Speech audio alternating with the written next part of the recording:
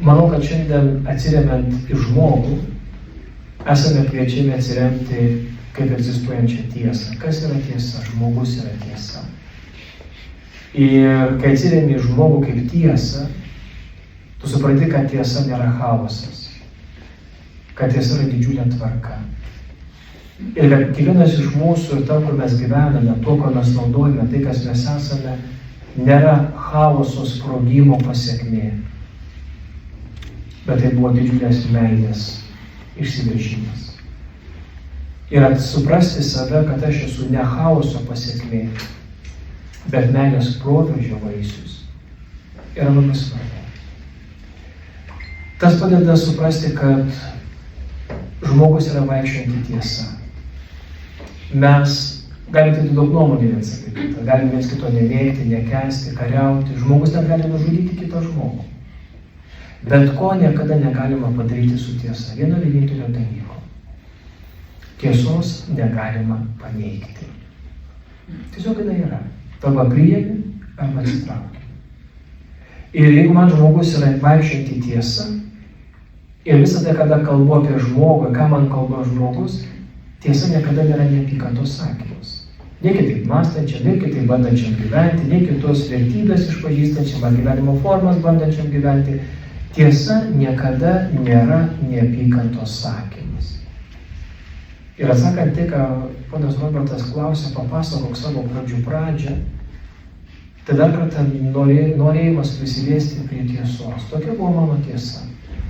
Tokia yra mano tiesa, kurios nesigailiu, neišsiginu, nenubraukiu, nesigėdinu, bet kuri tampa mano atrama.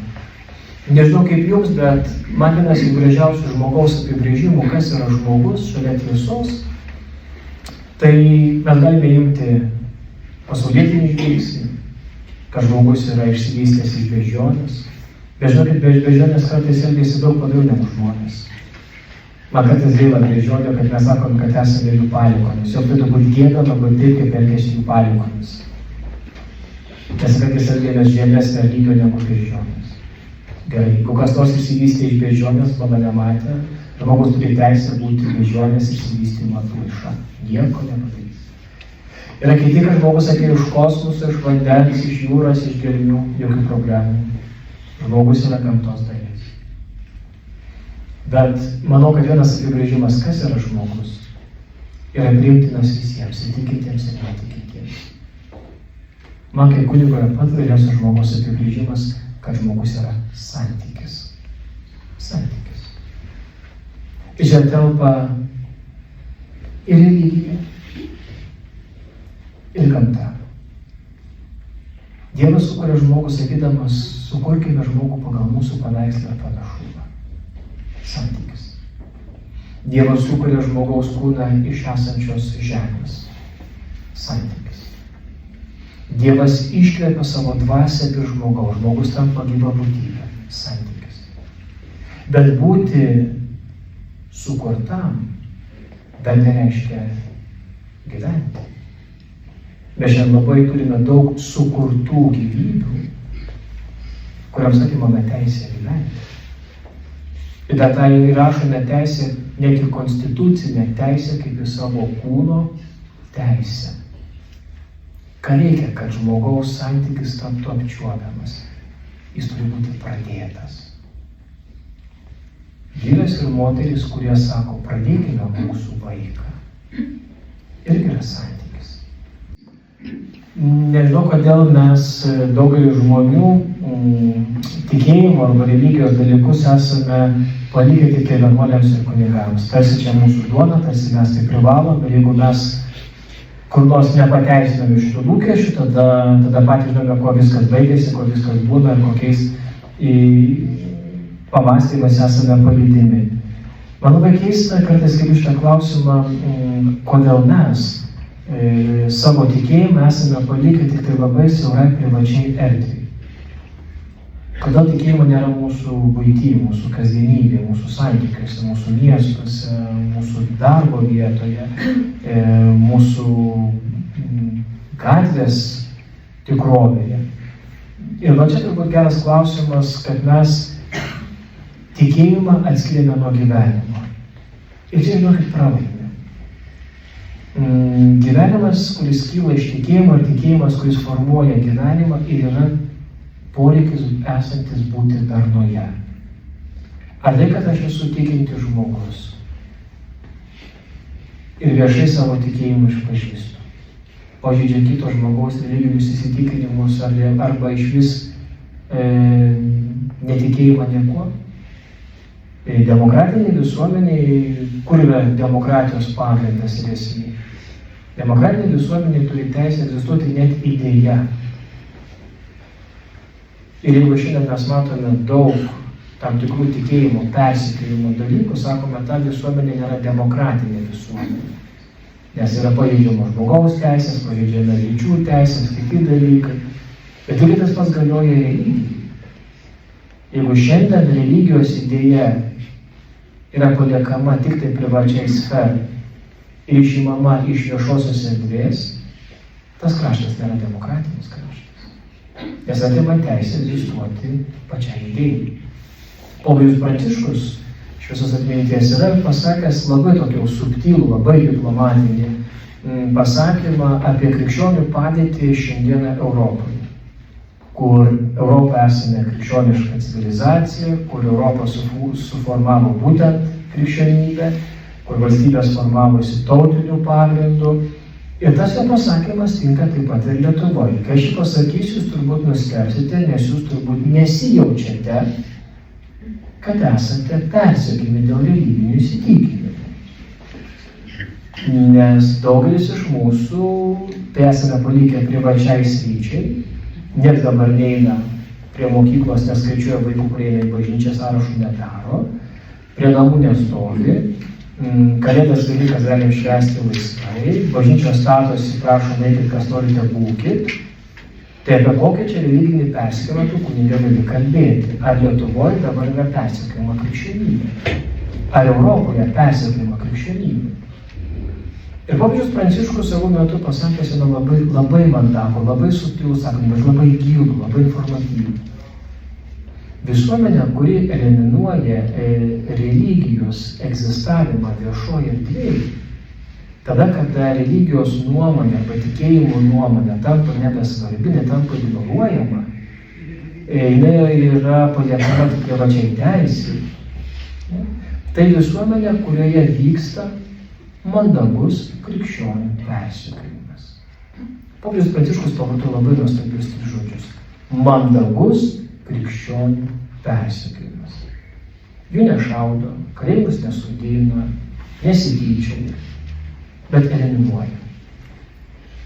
Ir dėja, bet štai šitą sakinio, popiežiaus sakinio tikrovę atsispindi ne tik tai Europoje, kurią mes matome, kad daugelyje viešų erdvių žmogus net ir šiandien turi pasirinkti, ar nešios kryželį ant kaklo, kaip stiuardesė lėktuve, ar neteks stiuardesės darbo, nes lėktuve gali skristi musulmonas. Kai šiandien Briuselyje yra pastatoma prakartėlė, kurie kaip krikščioniškas simbolis, tarsi ir turi egzistuoti, nes idėja egzistuoja. Bet visi personažai yra be veidų. Nes negi tikėjimas turi savo veidą. Tu nusipieš savo veidą. Žmonės, ar Marija neturėjo savo veido? Ar Juozapas neturėjo savo veido bruožų? Ar Jėzus neturėjo savo vaikiško veido tikrovės? Ir ką reiškia šiandieną pamatyti prakartėlę, kurioje figūrose nebėra veidų? Kai šiandien kalėdų dovanas neša nebe kalėdų senelis, bet kalėdinė dvasia. Dvasia, nežinau, kaip pavežti dvasių bijau, aš nežinau, dvasia dovanas neša, okei. Nebėra kalėdinio medžio, yra žiemos medis. Ir va šitie visi dalykai, jie suformuoja tokį reiškinį – mandagus krikščionių persekiojimas, kuris yra vykdomas ir Lietuvoje. Tai nežinau kaip jūs, bet man tenka kunigauti, kai tikėjimas yra persekiojimas laisvoje Lietuvoje. Ir tas persekiojimas yra skaudesnis negu persekiojo sovietai. Nes čia persekiojo savi, su kuriais stovėjau Baltijos kely, su kuriais aš stovėjau sausio 13, su kuriais kėliau trispalvę, už tuos, už kuriuos balsavau ir daugelį dešimtmečių pasitikėjau. Ir šitas persekiojimas iš savo yra skaudesnis negu iš sovietų. Jūs gal nesijaučiate persekiojimą. Aš kaip kunigas, kai tenka ginti žmogaus orumą, žmogaus lytį, žmogaus gyvybę, krikščionišką šeimą, ištikimybę, ligose, pagarbą iki pat mirties. Jums tai gal glūpsta, bet man tai tikėjimo pagrindas. Ir galbūt sakote, dabar tokie laikai, aš nesikišiu, ką šiandienis yra galėsiu padaryti. Bet man kaip kunigui, kuris esu bendruomenės vadovas ir nešu esminę krikščionybės mintį, kur yra gyvybės mintis, gyvenimo mintis, pagarbos mintis, demokratijos mintis. Visą tai spjauna dalis tautos, o kita tautos dalis lieka abejinga, ką galvoti apie šitą tautą. Gal susidėti daiktus ir važiuoti Afrikos vaikam, ten labai žmonės tiki. O pasakyti, vienodus karalių bus mažiau. Bet jeigu šviesa pasitrauks, toj vietoj bus daugiau tamsos. Daugiau kiršinių. Ir kai mes šiandieną, kaip tikinti žmonės, kurį esame atskyrę tikėjimo nuo gyvenimo, gali minę susirinkti, apginti Vilniaus mieste, nenukirsti medžio, bet tai labai yra gerai. Bet man yra keiščiausia, kad ta pati minė, kurie apgina nenukirstą medį Vilniuje, tą patį vakarą atsistoja kete prie Seimo reikalaudami priimti aborto įstatymą, o man tas nelabai patinka. Kodėl medis ir vaikas negali kartu sugyventi? Kodėl visuomeniai medžių užtenka vietos, o vaikas yra nepageidautinas? Ir nuo kada abortas yra konstitucinė teisė į savo kūną? Ir kai diskusijose, kuriuose kai kurie net nekviečia, laidas, kurias manęs nebekviečia, tai uždaviau vieną labai paprastą klausimą tiems visiems tokių gyvenimo stilių puoselėtojams. Sakau, sutinku su viskuo. Dar negimęs, ne žmogus, ne asmuo, ne kalba, dar visą kitą. Atsakykit man vienintelį klausimą. Štai šito nuostabaus reiškinio prigimtis kokia yra? Nes jeigu žmogiška prigimtis, reiškia kaip žmogus. Konstitucija gimė žmogų nuo gimimo į mirtį. Tai žinai, ką man jau pasakė? Čia ne mūsų sritis. Čia yra mūsų sritis. Ir jie pralaimėjo. Reiškia, šiandien nužudyti vaiką yra didesnė teisė negu nukirsti medį. O kodėl jie būdų negali sudėrėti? Ir vaikas, ir žmogus, ir medis. Tai nežinau kaip jūs, bet yra daug dalykų, kuriuose šiandien savi persekiojame vienas kitą dėl religinių įsitikinimų. Dėl teisės viešai išpažinti tikėjimą, dėl krikščioniškų vertybių, dėl požiūrio į žmogų, į lytį, į santuoką, į šeimą. Ir pasirodo, kad mes esame tokia mankurtų karta, kur mes labai buvome tendencingai nukreipti priimdami konstituciją, kuri buvo parašyta, kad santuoka yra vyro ir moters laisvo valios sutarimu. Mes visi buvome suklaidinti. Tai klausimas, ar konstitucija tada galioja pas mus tautoje. Ir šią mankurtų kartą tokius galėjo nedemokratiškus sprendinius. Tai žinot dabar, ko reikia duoti naują pasiūlymą. Aš dabar siūlau kuo greičiau keisti Lietuvos Respublikos himną. Nes ten yra didžiausia nepagarba parodyta lyčių diskriminavime. Išpraeitęs tavo sūnus, te stiprybę semia. Kur dukros? Keiskim kuo greičiau himną. Nes čia diskriminacija dėl lyčių. A kur dukros tautos? Stiprybės, iš kur jūs moteris stebėtės? Ir tai didžiausias pažeminimas moteriams, jų neįtraukimas Lietuvos Respublikos himną. Keiskim himną. Kuo greičiau perrašykime. Nes yra diskriminacija ir visi tyli. Kur yra perlenktos lazdos, kur yra iš tikrųjų jau nebegeri dalykai. Ir dalykų, kurios turime, tai yra vieta, kur turim parodyti labai didelę pagarbą vienas kitam. Labai didelę kantrybę. Labai didelę meilę. Bet taip pat ir savo stuburą. Savo stuburą. Vertybinį stuburą. Tautos balso stuburą. Ir mūsų kalbos balso stuburą. Nes ateina aplinka, kuri labai domisi mūsų žemė. Mes tikrai esame atvira nuo Mindaugo laikų, nuo Vytauto laikų. Tauta yra mūsų valstybė multikultūrinė, multireliginė. Ir čia sugyvena visi. Bet visi kalbam tą pačią kalbą, visi turim tos pačius tikslus, visi saugom savo žemės kultūrą. Ir tikrai pamažu manau, kad ateis tokia diena, kada mūsų tautai reikės kelti šitą klausimą. Mes esame tautinių pagrindų suformuota valstybė. Dar vis išlikome lietuvių tauta, ar šitą Lietuvos Respublikos valstybę. Ar šitą valstybę sudarys pilietinė visuomenė, kurioje kažkoks procentas bus dar gyvenančių lietuvių. Ir apie tai taip pat turime mąstyti. Mums visiems atrodo, kad Lietuva yra lietuvių. Palaukit, būkite atsargūs. Tarp lietuvių tautos ir Lietuvos Respublikos piliečių labai greitai pasikeis santykių procentai. Ne lietuvių tautos naudai. Ir tie žmonės, kurie ateis, kurie bus piliečiais, jie labai stipriai vertins mūsų dainas, jie tikrai vertins mūsų sodus gaminamus, mūsų kultūros paveldą, kulinarinį paveldą.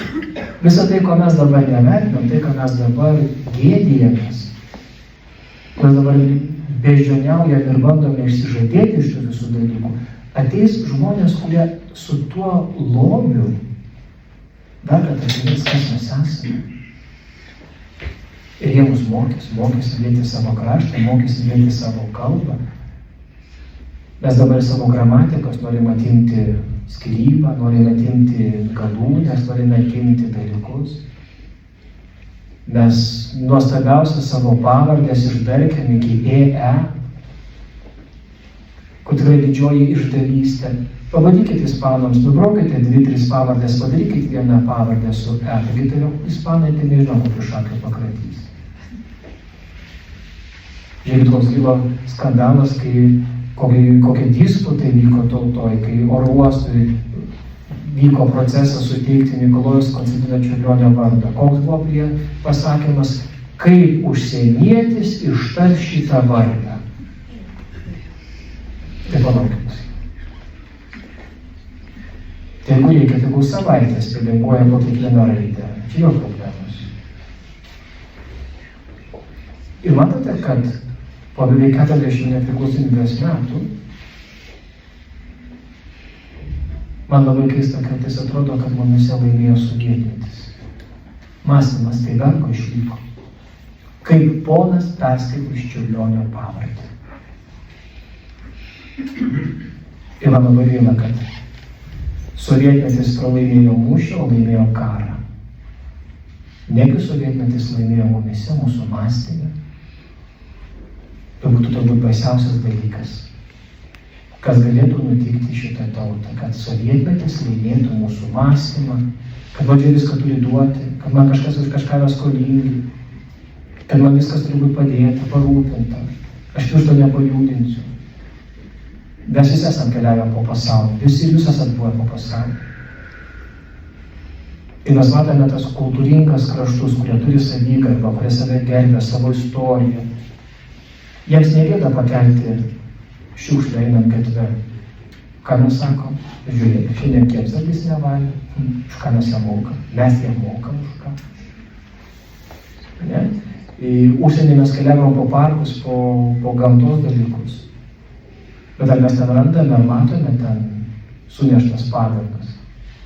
Kaip pas mus? Tai pas mus toks jausmas, kad kiškiai, meškos, varlės iš visų kiemų suvagė padangas ir susivežė į mišką.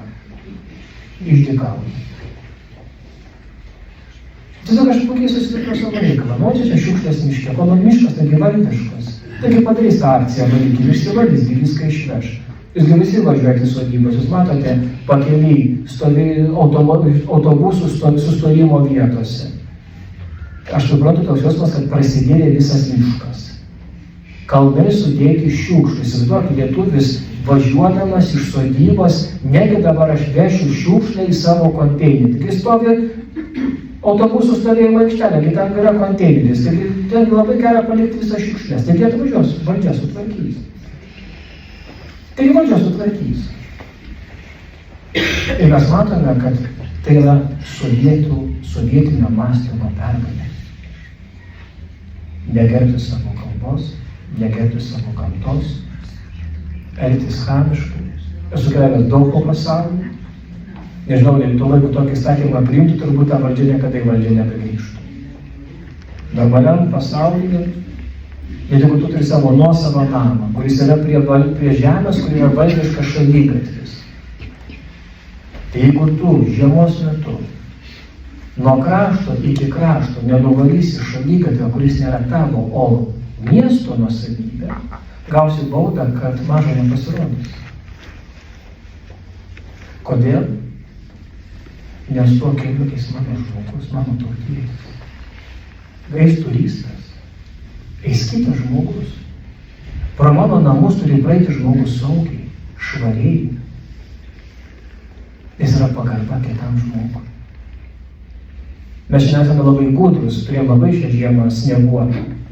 Ir pats prie parapijos, kurioje dirbu, yra stovėjimo aikštelė, kur yra vienas savanoris, kuris bandom atkasti ir tik atkasi truputų kažkato 5 mašinas sustojo. Tik durniai išvalė, tik protingas pasistatė mašiną. Kiek jūs turėjot vargo šiemet įeiti į daugiabučius? Nes valdžia nenuvalė laiptelį. Negi laisvas žmogus, aš žmokai žinau, negi laisvas žmogus bus durnius, valys laiptelius, į valdžią turi nuvalyti laiptelius. Mes nebedarom bendrų suėjimų. Formuojasi, nesakau, kad nėra. Bet kaip išmėto, po 40 nepriklausomybės beveik metų mums reikia mokytis, pasirūpinti, kad bendros viešos erdvės būtų mūsų rankomis sutvarkytų, o ne valdžios. Nes jeigu aš susitvarkysiu, man bus gėda. Nes aš laiko neturiu. Ir bet visų labai gudrus, kai kitas privalo pirmas pastatyti, tada susimuša žmonės. Kiek šią žiemą buvo keiksmų stovėjimo aikštelėse, kai kažkas nusivalė, o kitas pasistatė. Jeigu tu durnius, tai tu valyk. Negi sovietinis mąstymas laimėjo mūsų sąmonę, mūsų santykius. Tai būtų baisu. Po 40 metų mums reikia mokytis saugoti savo viešasias erdves. Tai tie dalykai mums ir parodo, kodėl mes taip elgiamės kaip krikščionys. Ir ką Robertas sako, ko mums reikia? Mums reikalinga viena diena, sekmadienis. Kodėl mums krikščionims yra svarbus tas sekmadienis? Ne tik maldelėms sukalbėti. Bet sekmadienis yra skirtas poilsiui ir santykiui. Nežinau, kodėl mes sekmadienį vadiname laisvalaikiu. Bet poilsis nėra laisvalaikis. Per laisvalaikį kažką veikti reikia. O poilsis yra poilsis. Kad tu paskutinį kartą gerai išsimiegoji. Paskaitai knygą.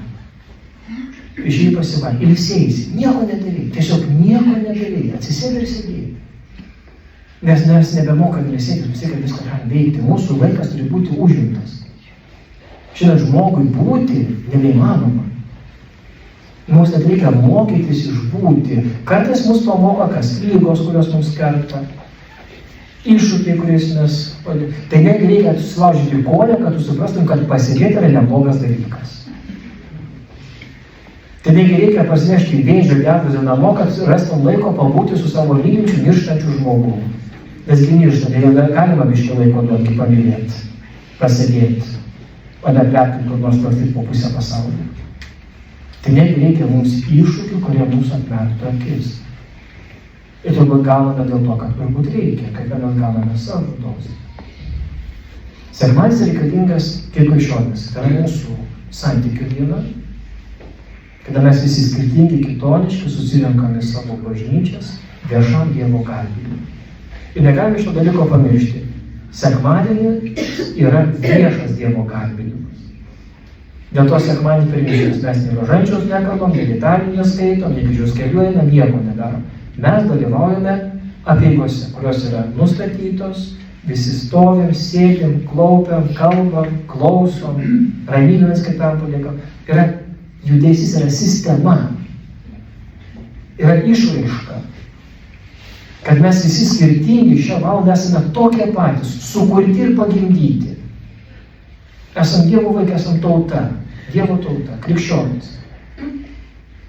Visas kitas šešias dienas melskis į Antaną, į Petrą, į Marytę, ką tik nori, tavo reikalai. Rožančių kalbėk 1, 3, 5, 7 tavo reikalai. Bet sekmadienis yra šventa valanda. Tauta susirinko kartu. Vienodai, darniai, sinchroniškai išgyventi santykių kaip religinė būtybė. Ir antras momentas – poilsis. Per santykį su šeima. Nežinau, ką reikia padaryti mūsų tautai, kad mūsų tauta susigrąžintų sekmadienio šeimos pietus. Mes skundžiamės, kad tėvai skundžiasi, neturi laiko vaikams. Per savaitę ten suskaičiuotas 15-18 minučių per dieną. Tai kodėl sekmadienį mes einame į parduotuvės pirkinius daryti, jūs man paaiškinkite. Jūs raskite normaliam pasaulyje sekmadienį dirbančią parduotuvę. Raskite. Nieko neraskite. Dažnai tekdavo būti Kanadoje, tai Kanadoje viename mieste bendruomenė padavė parduotuvę į teismą.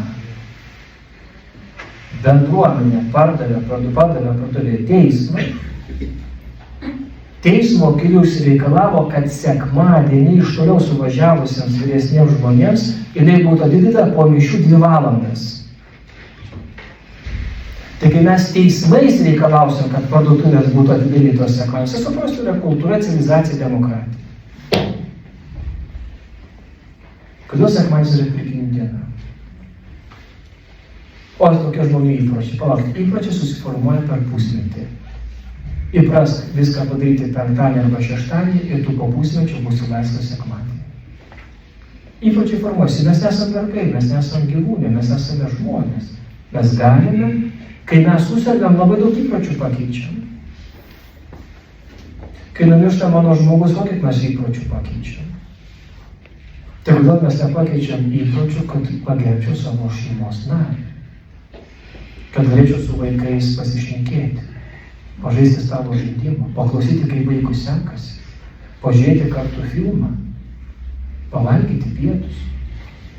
Ir kad eitų tėvai, seneliai, vaikai, anūkai, pasižiūrėti, pavartyti albumus, išklausyti senelių pasakojimų. Negi mūsų tikslas yra tik tai kažką tai gaminti, vartoti ir paskui kaip atliekom su visais išsidėvėjusiais mechanizmais būti išmestiems į sąvartyną. Tai čia mūsų visų gyvenimo tikslas būti sąvartynė, išmestam, iščiulptam ir pasakytam, mes tavęs niekada nepamiršim, tu amžinai liksi mūsų širdyse. Po mėnesio nieks nebeteina kitų nelio mišias, net jau pamiršo, kad reikia damylę. O į metinės, jeigu nepakviesi, tai pamiršti tos metinės. Aš visą laiką visiems žmonėms sakau, jei nori išgydyti savo savaitę, išgydyk sekmadienį. Pradėk nuo vienos dienos, tu susitvarkyk savo vieną dieną. Nedaryk dar jokių pirkinių. Net jeigu būtų ir totalios nuolaidos. Nes per visas naudas vis tiek prekybos centras uždirba. Reiškia, kiek tas daiktas kainuoja, kad tau tokią naudą parduoda ir dar prekybos centras uždirba. Tai kiek tas daiktas iš tikrųjų kainuoja. Skirk laiko savo kaip religiniai būtybei. Sugrįžk į bažnyčią. Dėl to, kad tu pamatytum kitus tikinčius ir kad kiti tave pamatytų ir vakare eidami namo tave pamatė, nebijotų tavęs. Nes įėjimas sekmadienį į bažnyčią yra psichologinis momentas, ir socialinis momentas, ir saugumo, nacionalinio saugumo reikalas. Nes jeigu aš tave mačiau bažnyčiai, tu buvai prie klausyklos, tu klopėjai, ėjai komunijos, man atsigrįžiai svetimam, pasakė ramybę tau. Tai čia nacionalinio saugumo klausimas, aš eidamas vakare namo pamatęs tave, nebijosiu, bet jeigu reikės, aš prieisiu prie tavęs ir tave užkalbinsiu. Nes man bažnyčios erdvė padovanos pasitikėjimo santykių su tavimi, nes tu tą pat klopėjai, kur aš klopėjau. Tai vien dėl socialinių dalykų, dėl saugumo dalykų, dėl psichologinių dalykų, pamatyti ir būti pamatytam yra svarbu. Ir poilsis. Mes nesame mechanizmai, mes esame tik tai žmonės, kaulė nesakau, nes nieko daugiau draugystės. Ir aš būsiu reikalingas vėl visą savaitę šeimos nariams, visą savaitę darbui, karjerai, materialiniams dalykams. Ir jeigu aš neturėsiu tikslo, dėl ko aš tą 6 dienas sukuosi kaip aviliukas rate, jeigu tave gyvenimas, tai ačiū už tokį gyvenimą. Kodėl jis tau tinka, nežinau. Aš per senas keis, čia kada man tas dalykas, aš būsiu kaip balta varna, palaukite. Jeigu tu esi asmenybė, neštampuoti, o Dievas nesukuria štampuočių, Dievas nesukuria chaosų, Dievas kuria iš meilės. Jeigu tu supranti, kad tu jam reiški viską, tu gali viską. Ir mano šiandien buvimo čia tikslas yra pasakyti, tu gali viską. Nes turi Dievą ir žmogų, tu turi viską. Turi protą, turi sąmonę, laisvą valią, vertybę, sąžinę, tu turi viską, istoriją. Tu viską turi, kad gyventum pilnavertį gyvenimą. Ne beždžioniaujantį gyvenimą, ne kaip visi, ne kaip pas visus, bet savo asmeninį gyvenimą, tai tavo istorija. Ir tavo drąsa. Ir manau, kad šiandieną mums būtina, kuo toliau, tuo daugiau tokių židinių, kuriuose žmonės galėtų gyventi. Kvėpuoti, gerti, saugoti, judėti pirmyn ir džiaugtis. Tai užduodinkime klausimą, kaip tas žodis džiaugsmas. Džiaugtis tai nereiškia turėti gerą nuotaiką, šypseną veide. Būna daug patirčių, kada nėra nei geros nuotaikos, nei šypsenos. O sako džiaugtis. Tai kaip tas džiaugtis? O krikščionių džiaugsmas įslypi tame dalyke. Kas reiškia džiaugsmas? Tai ne gera nuotaika ir ne šypsena veide. Džiaugsmas yra laikysena, kad mano gyvenime yra vietos kitam. Štai kas daro žmogaus gyvenimą džiaugsmingą. Kad mano gyvenime yra vietos kitam. Dievui, nes esu religingas žmogus, ir žmogui, nes esu santykio būtybė. Ir dėl to mes matome labai daug laimingų, besidžiaugiančių žmonių savo tautos istorijoje, kai mus trėmė, šaudė, kai partizanai buvo, kai tremtiniais buvome. Jie šypsojosi, džiaugiasi ir apie ką svajojo, kad bent šitos kalus palaidos nepriklausomų Lietuvoje. Ir čia buvo stiprybė. Ir dėl to mums atsigręžti į tai ir atsiremti į tai šiais laikais, kai viskas yra taip nepastovu, taip ir ne viskas gali pasikeisti. Kai keli pagyvenęs šiek tiek su protu susipykę žmonės gali ant blakstynų laikyti visą pasaulį ir niekas nieko nepadaro. Tai turėti stuburą, tikėjimą, šeimą, vertybės, tautą, kultūrą, kalbą yra gyvybiškai svarbi sąlyga išlikti ir būti. Ir džiaugtis, kad mano gyvenime yra vietos kitam. Kiek teko pabaigai, tik noriu tą klausimą užduoti, kiek teko klausytis jūsų kalbų, mišių ir įvairiose susitikimuose. Šiandien, gerbiamas kunige Ričardai, jūsų kalba turbūt ne tik mane sukrėtė, tai kas vyksta mūsų tautoje, sampratoje, santykyje ir grėsmėje, galim pasakyti, Tai ką mes matome?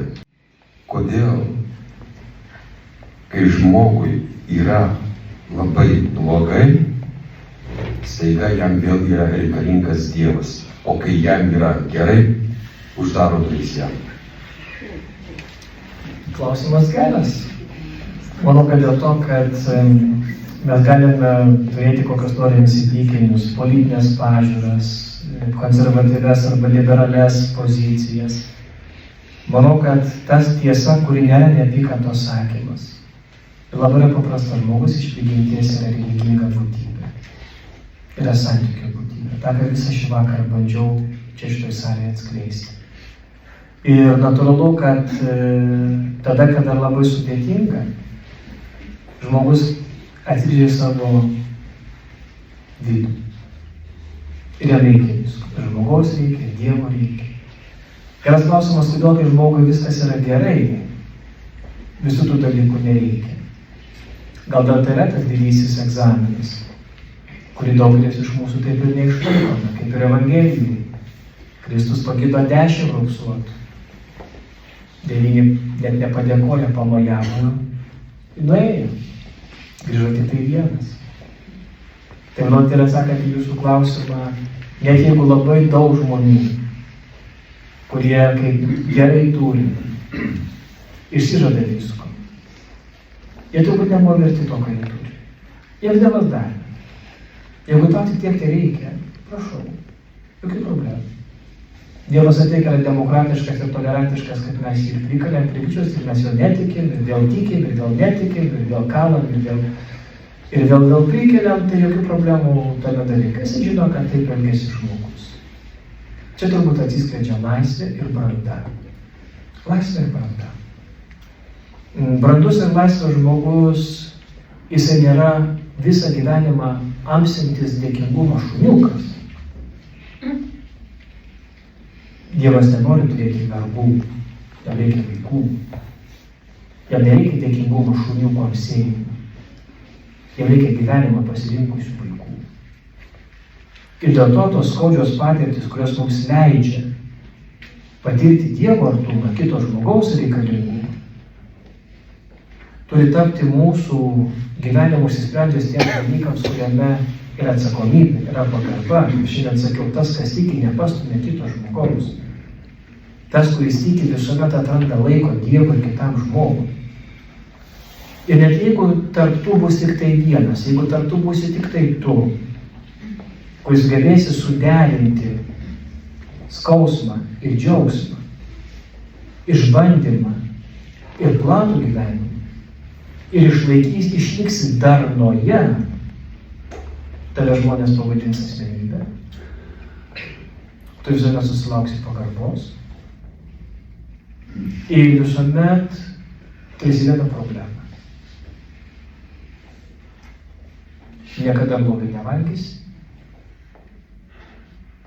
niekada turėsi laiko miegot ir daugelis tau nesakys tiesos.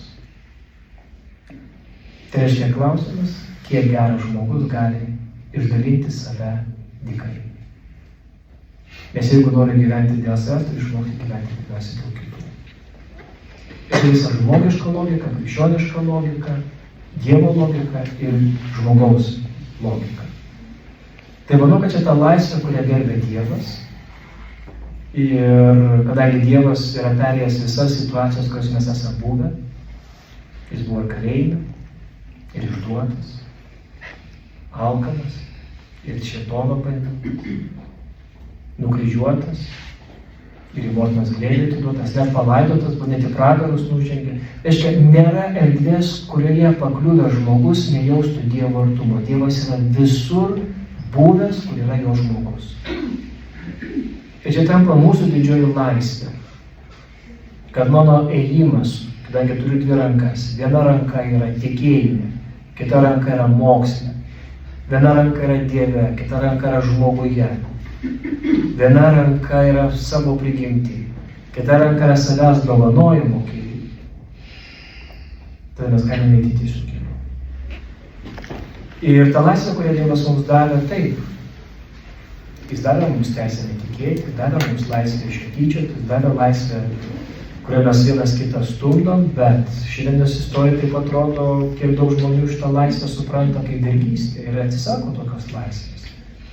Kiek daug šiandien yra pasiaukojančių žmonių, kurie gydo, kurie moko, kurie myli, kurie sprendžia problemas, o nenutraukinėja santykius, kurie atsiremia į savo prigimtį, į savo vertybės, nepažemina, nepaniekina kitą, tiesą pasako ir sugeba sugyventi su kitaip mąstančių, kitokių poreikių turinčių žmogumi ir atranda vietos visi kartu būti.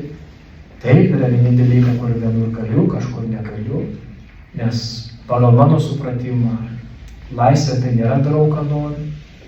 Laisvė tai yra mano laisvės pasirinkimas labai griežtų įstatymų rėmus. Laisvė yra man tvarka, nėra chaosas. Laisvė yra darna, o ne darau, ką noriu.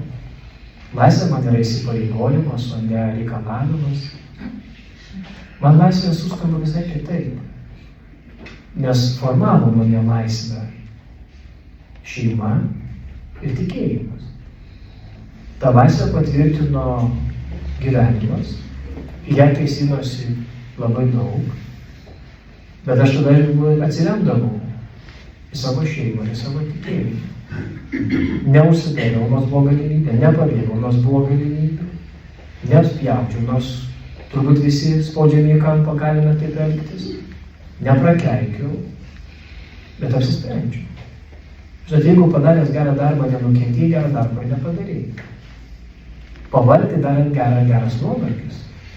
Mes skundžiamės, kad pavargom, bet žiūrėkit, kai jūs išsivedėte daržus, kai jūs auginate daržoves, kai žydi gėlės, ar jūs tuo metu prisimenate vargą, ne, jūs mėgaujatės gėlėmis žydinčiomis, sutvarkyta aplinka, savo užsiaugintomis daržovėmis, kai galite vaikams ir anūkams dar įdėti stiklainiuką.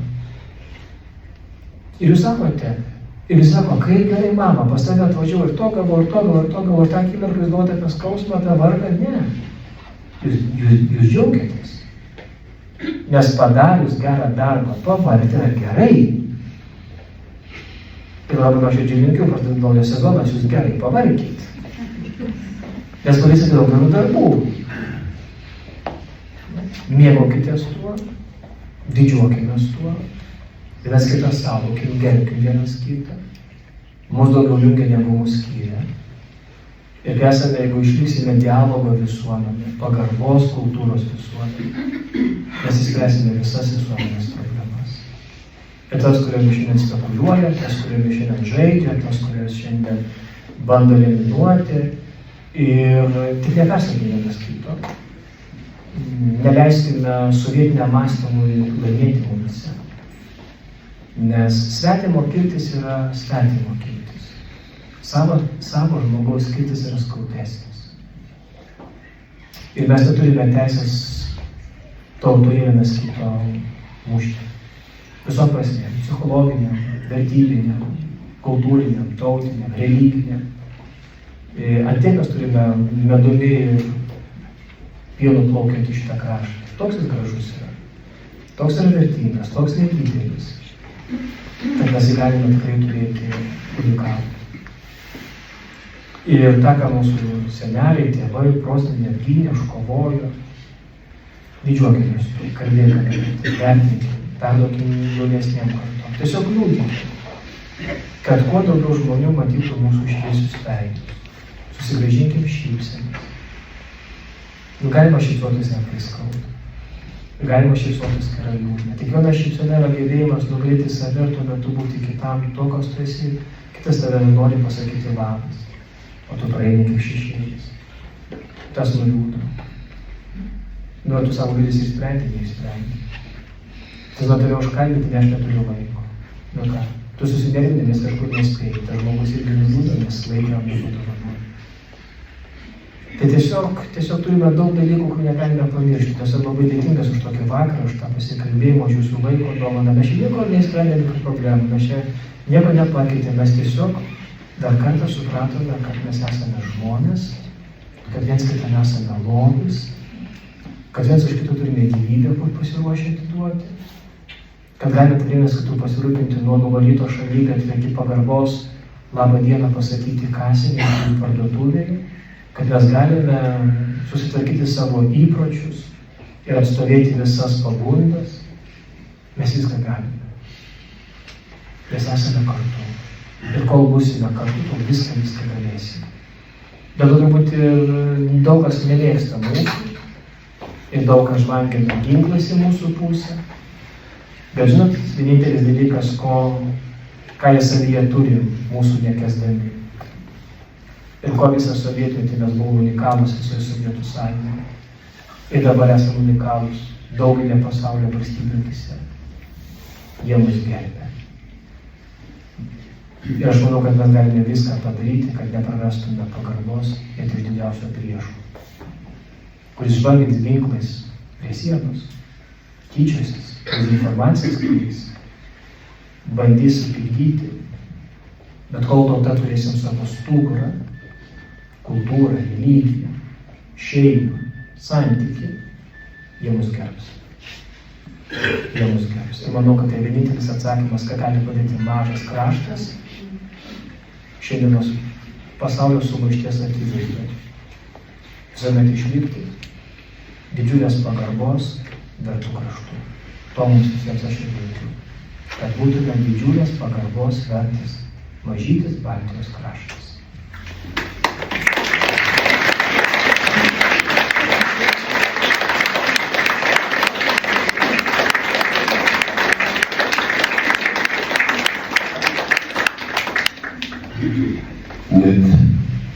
Net išjungus švieselę, čia tapo taip šviesu. Gerbiamas kunigai Ričardai, nuoširdžiai dėkojame Jums